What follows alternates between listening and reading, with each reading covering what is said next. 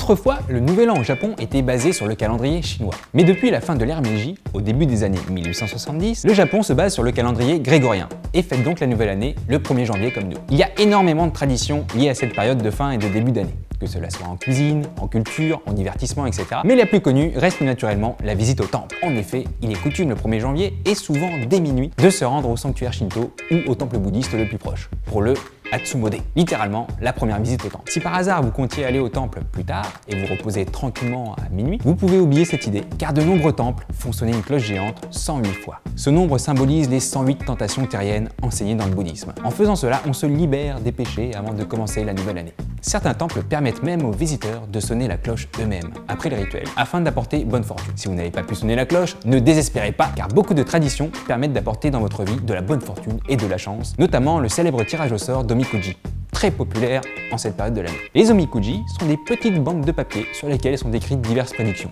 Mais attention, vous pouvez découvrir une description précise de la chance ou de la malchance que la nouvelle année vous réserve. Car oui, les Omikuji de malchance existent. Dans tous les cas, vous trouverez dans ces petites bouts de papier des détails concernant les finances, la santé, l'amour, la vie. En cas de prédiction de malchance, n'ayez pas peur. Lisez d'abord ce que l'on vous prédit, on ne sait jamais, et courez vite attacher l'Omikuji à l'endroit spécial du temple ou du sanctuaire prévu à cet effet. Vous le trouverez facilement, car oui, vous ne serez pas la seule personne à tenter d'éviter toute cette malchance. En général, ça marche. Enfin, sachez que lors de cette première visite au temple, on y boit généralement le Toso, le premier saké de l'année.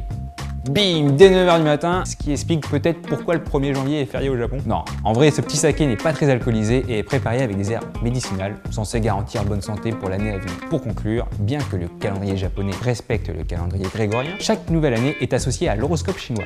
Ainsi, l'année 2017 sera placée sous le signe du coq, notre emblème national non officiel. D'ailleurs, pourquoi le coq, vous direz-vous? Eh bien, c'est très simple. Cela provient du temps de la Gaule, d'un jeu de mots entre Gallus, qui signifie en latin coq, et Gallus, avec un G majuscule, pour désigner les Gaulois.